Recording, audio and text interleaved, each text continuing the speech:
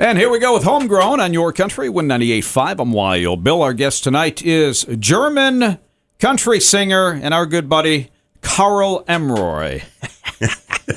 German country singer? Did Perfect. I get it right, Carl? You got it. You're a German singer. Actually, I was born in Austria. Were you really? Right where the mountains are. So Wow. I can relate to the country singing better. Yeah. You know, like the Appalachians. Hills are alive. No, none with of the that. sound of music. Right. Oh, come on. right. My favorite, Carl. Come on. Edelweiss. Oh, yes. Sing it. Come on. Edelweiss. Every morning you greet me, small and white, I love clean it. and bright. Oh. Every morning. Well, I whatever. saw it as a young boy. It just, Fabulous, to this right? day, it's just one of my favorites. Yeah. And everywhere as I Fabulous, go, yeah. and people still say, "Can you?" I said, "Yeah, it's not really in my repertoire anymore, but I'll do it. I'll do it. Okay."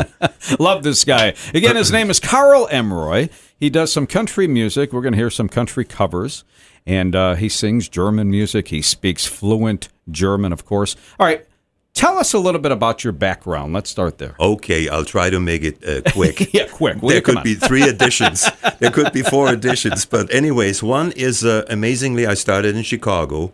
My family immigrated to this beautiful country. God bless America, truly. Yeah. Back in 58, my parents are long gone now. My little brother, too, who has passed away too soon. And I was inspired. How can you not be inspired by this country? So coming over, of course, I didn't know the language, English. It was not my my first language, So you had a tendency to go to the neighborhood places where there was ethnic crowds. And therefore, I blended in there pretty good. And then always had a knack for music, I picked up a guitar, taught myself a little bit, I'm not an expert, not at all. There's much, much better. But anyway, it was good enough for me to get around in Chicago, and I found out where some of the better places are, and I had a voice. I was blessed to have a certain voice, which is deeper now today. It really, really has. I mean, It has gone. It has matured, as yes, we say. matured. So I went out and I found out, hey, this isn't bad. Then I later on got some clubs, got into it, and then it was in Germany and Austria, they have what they call Schlager. It's like pop songs. So I was into this kind of things, like Udo Jürgens, Jürgen Drews. There was different artists, big-time artists. And I got into this, and I found out pretty early that I could do this. And, I had a thing with the public, and the people liked it. Some of the ladies liked it, which would be future fans. Gotta please them. And so at the same time, I was in the hotel restaurant business, which made it possible for me to move on a little bit, work in Florida and work here and there and everywhere. But getting out of this, always into singing, always try to. Mother encouraged it too, and everybody. So, but when it all really started for me is when I discovered that I needed to go to Nashville someday. Listening to some stations, I said, nothing to do with German music, but this is fascinating. I love the contents, the lyrics, the drama sometimes. So that's what drew you to country music. It got me right out of that crossover, and I said, well, it was homey, reminded me a little bit of back when there in mountains, what have you, and at that time it was probably not as big as it is today, but I said, I need to go pack up the car, throw some stuff on top of the roof, and you know how it is with a Sears box. I looked genuine. I mean, I bought me a hat, tight jeans, and a nice belt buckle. And when I came down there, first stop I made was Shoney's. It's amazing. Shoney's off the Mumbrian. Do you know what happened to me? There was a guy outside on a cigarette machine. He was looking for me because I had a Michigan plate there. And lo and behold, within the hour, I had a contract presented to me. I never sang a lick.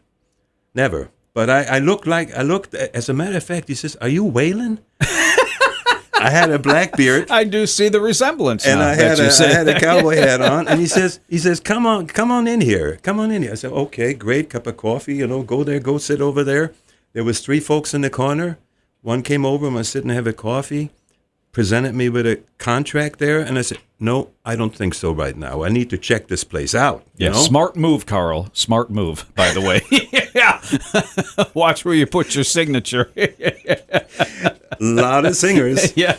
And as I found out, there was having coffee the other day, and there were all sorts of fellas. There was one from Ohio, an elderly gentleman, which I am today, and I guess he had to go up and sell the farm or something. I don't know, but he was all gung-ho. Oh, I'm going to have my records played. I said, what time is that? Oh, I don't know. I heard from somebody maybe 3 you get the morning show at 3 in the morning or something. Yeah. I don't know, But anyways, one thing led to another. Went across the street, there was a Darfan's restaurant over there in the area. Nice lady. I did not know, she was a background singer for Hank Snow. And her sister, also the Atkins sister. So I didn't know they traveled to England, what have you got. She says, do you have a tape? One day, out of the clear blue sky. I says, yeah, I had a tape. I came well prepared with all my tapes in those days. And I gave her one, never heard a thing. 3 weeks down the lane, I got a call. And Hank Snow. And Hank Snow said, I like the voice and all. I think I'm going to give this to my son, Jimmy Snow. And, that's when the ball started rolling. And then one day, I got a call. It was a Friday. They had the Grand Ole Opry going on. And he says, can you, come down and do this gospel song there? They had a segment right after the real deal. All the Jimmy Dickens came on and all of these wonderful folks. That's when we took over, give him some gospel songs before there on the show, stage, right at the Grand Ole Opry. Wow! And so let me tell you, my feet got cold, my heart started beating a little faster. Yeah, I don't know what my blood pressure was, but all in all, no, maybe because I was in a way prepared, and I'm not scared whether it's 3,000, 5,000, whatever it might be, people. So I got up there and got to do that. We had so much practice. You know how much practice I had? 1 hour in between, go up there. And then you know how it is with the 3, 4, 5 to give each other signals, the key. We had it all worked out. Well, it was so good. They were so impressed with it all that I got called in again. So for a second time. And then on and on and on. It was just TV things, not the great big stations. It was just wonderful. Go here, go these radio commercials, go interviews, do certain things. It was fabulous. But all in all, that was good on my resume. Nothing bigger. That was Carl. That was good on my resume. That was a segment. That was a really, truly the highlight, which got the cart going for me. I love it. Well, let's hear some music. All right, we're going to do your cover of Sunday Morning Coming Down. It's our guest tonight on Homegrown. We love him, Carl Emroy. Take a listen on Your Country, Win 98.5. Well, I woke up Sunday morning with no way to hold my head that didn't hurt. And the beer I had for breakfast wasn't bad, so I had one more for dessert. Then I fumbled in my closet through my clothes and found my cleanest dirty shirt. Then I washed my face and combed my hair and stumbled down the stairs to meet the day. I'd smoked my mind the night before with cigarettes and songs I'd been picking.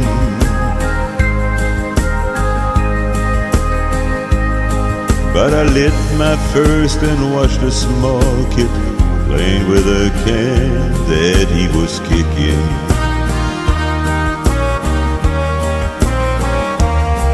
Then I walked across the street and caught the Sunday smell of someone frying chicken.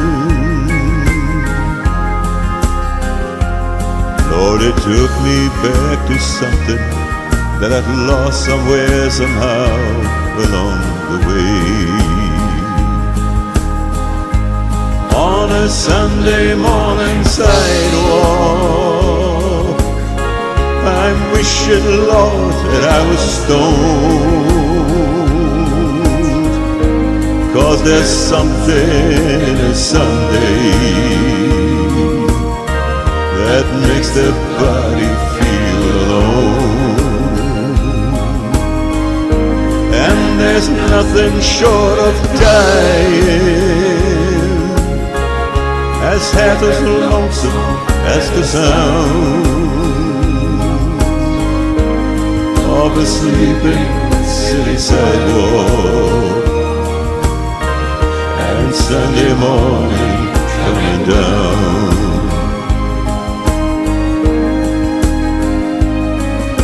In the park I saw Daddy with a laughing little girl that he was swinging.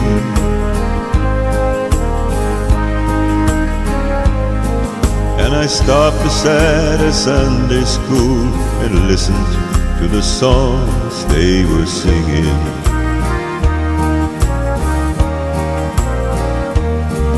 Then I headed down the streets, and somewhere far away a lonely bell was ringing.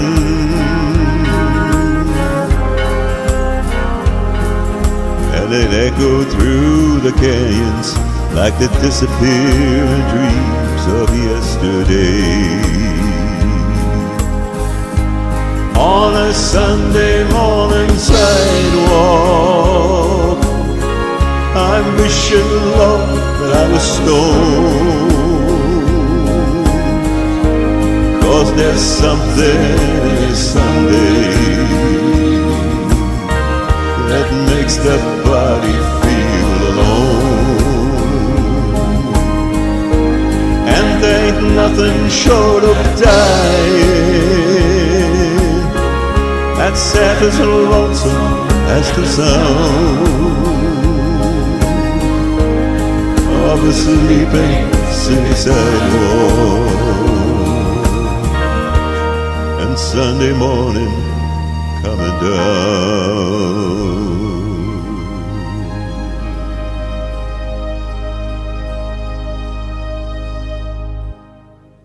Your Country, Win 98.5, it's Homegrown, and tonight's guest is that guy right there who just sang Sunday Morning Coming Down for you, German country singer Carl Emroy in the studio with us tonight on Homegrown. Are you a big fan of Johnny Cash? Huge. I mean, who isn't, Huge, right? Yeah. right. Yeah. Huge. In all fairness, I mean, that's something, even Waylon Jennings and all the Highwaymen, Chris Christopherson, who's going to be going over to Germany very shortly, and my manager is trying to get a little interview going over there.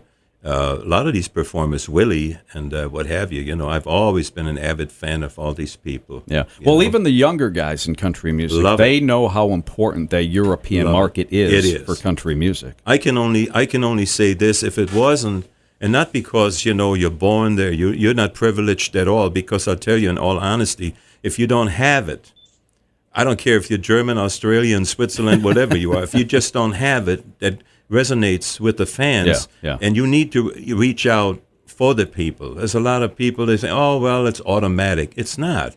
It's a lot of work. I spend hours and hours promoting even myself. I mean, if you can't do for yourself, and then you got to start believing in yourself. Yeah. Now, Carl, you're a big deal in Germany. Well, Austria, You Switzerland. are. Yeah. I'm getting bigger. I'm getting bigger. Yeah, in different countries, too, in Europe. You have a big following. Where else? Quite a good following. I'd say we're building up in Germany more so with the 3 albums out. Maxi, we call them Maxi albums. There's always 3 songs. Not anymore. They were going to do an LP this time with Adair, my record company. Adair, which is I was glad about a year and a half ago to get signed up, which I never expected, So I'm always telling even the younger people, I said, take a step out of the box, go somewhere, I mean, don't let it land in Alabama here and there. Just take a plane.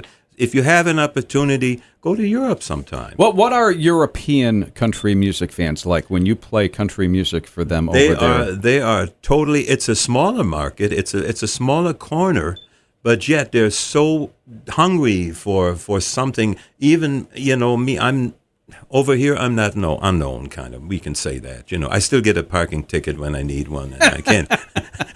You need to get your own parking space. I need to get my parking not space. Not a parking ticket. I get my parking ticket. But anyway, it's and you got to keep believing in yourself and believing, and I'll tell you something, the higher power too, because a lot of times, I face, this is not going to work.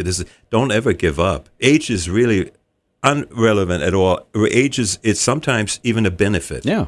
you're more experienced. You become more experienced. Never stop believing in yourself No. or your dream. No. No matter what age. You know what I found with European country music fans, like of all my years at Fanfare, which is now the CMA Music Fest in June down in Nashville, when they like somebody, they support that artist. I mean, 100%. Absolutely. Of the time. I mean, they know everything about that artist. Yeah. They support them by buying their music, buying tickets for their shows, and they want to get to know them because they become like family to the European country music fan. And which is amazing, too, because and the whole thing, I just go quickly into the second highlight after the Opry. The second highlight for me, I'm a little bit on the novice side as far as computers go. And Skype came later. You know, I wasn't so sure about it and what to do. And because of this technology, because it is amazing internet connections to other people, I had a fellow follow me for years on Facebook, which I wasn't even aware of, Fred Weidler, and who's today my manager outside as far as Europe goes, handles all my things, what I need to do, and blah, blah, what have you. One day, out of the clear blue sky, I got a message on Facebook, do I have Skype? He wants to speak with me. I said, oh, okay, hey. I hope that this is real, you know. Okay, great. Got to brush myself off on Skype. Really great. Am I okay? Let me check my voice. All right.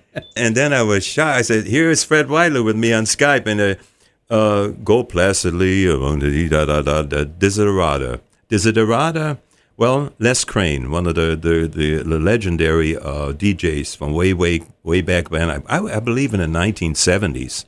Had a hit recording with Desiderata, and I believe he got the Grammy for that. That was amazing. And it's been ever since a sleeping, you know, just lying there sleeping, and he thought, why not do that again? And then within a year's time, he came over at his own expense, what have you, and we went down to St. Joseph, and it's on YouTube right now, Desiderata in German, in English, both languages, which he was so impressed with that I was so easy with both. You know, I have no trouble with it.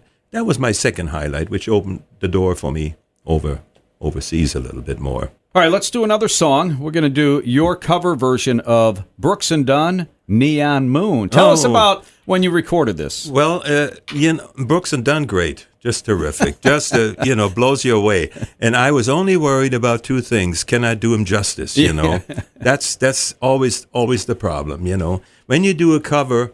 But then again, I've had so many people tell me that there is and I'm not putting feathers in my head, I'm only telling you what other people are telling me, that it's unique. All right, let's take a listen to it. It's Carl Emeroy, our guest tonight on Homegrown. Here you go. It's his version of Neon Moon. It's Homegrown on your country, Win 98.5.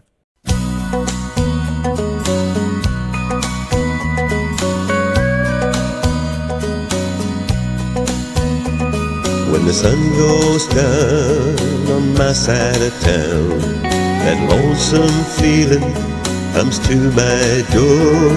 The whole world turns blue. There's a rundown bar across the railroad track. We got a table for two way in back, where I sit alone, think of losing you.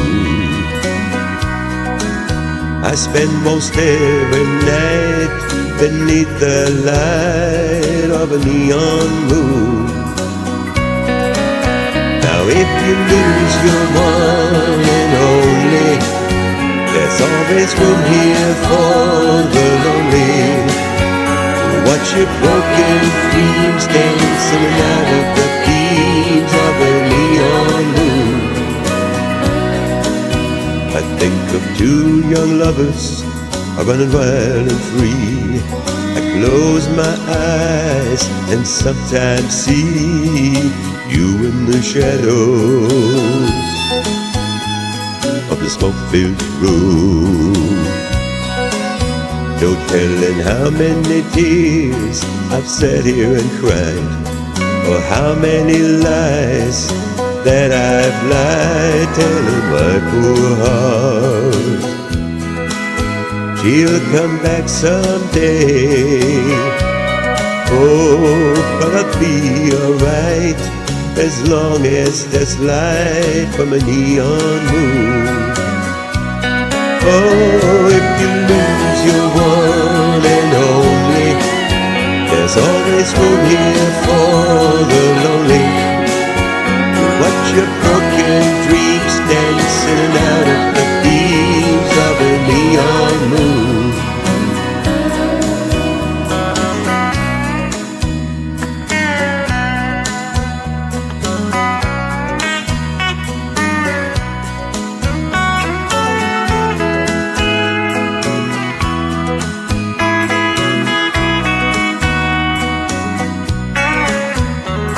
The jukebox plays on Drink That Drink, and the words of every sad song seem to say what I think, and it's hurt inside of me. Ain't never gonna end. Oh, but I'll be alright as long as there's light from a neon moon. Oh, if you lose your one and only, there's always room here for the lonely. Watch your broken dreams dancing out of the beams of the neon moon. And watch your broken dreams dancing out of the beams of the neon moon. Oh, watch your broken dreams dancing out of the beams of the neon moon.